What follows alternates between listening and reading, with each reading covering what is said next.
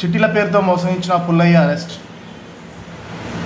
చిట్టీల పేరుతో వేల మందిని మోసగించిన పుల్లయ్య నేను అరెస్ట్ చేసినట్టు తెలుస్తుంది. దాదాపు చిట్టీల పేరుతో 100 కోట్లతో ఉడాయించిన పుల్లయ్య అనే వ్యక్తిని హైదరాబాద్ సిసిఎస్ పోలీసులు అరెస్ట్ చేశారు. అతన్ని బెంగళూరులో అరెస్ట్ చేసి నగరానికి తరలించారు. ఏపీలోని అనంతపురానికి చెందిన పుల్లయ్య చాలా సంవత్సరాల క్రితం హైదరాబాద్ బీకేగూడ రవీంద్రనగర్లో ఉంటూ తాపీ మేస్త్రిగా పనిచేస్తున్నాడు.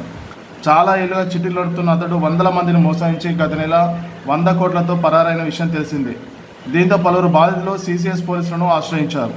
పుల్లయ్యను బెంగళూరులో అరెస్ట్ చేసి నగరానికి తీసుకొచ్చారు.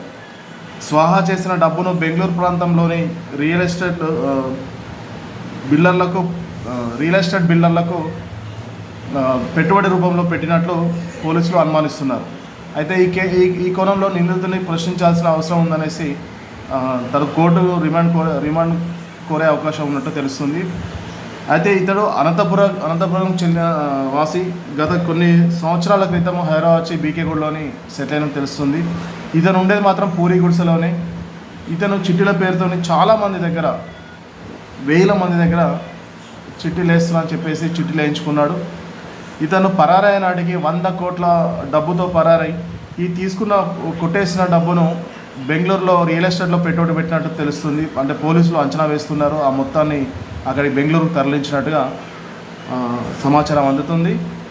అయితే నిన్న అరెస్ట్ చేసి హైదరాబాద్ నగరానికి సిసిఎస్ పోలీసులు తీసుకొచ్చారు. అయితే ఈయనను కోర్టులో ప్రవేశపెట్టే అవకాశం ఉంది. అయితే కోర్టులో ప్రవేశపెట్టి తదుపరి విచారణ కోసం రిమాండ్ను కోరే అవకాశం ఉన్నట్టు తెలుస్తుంది.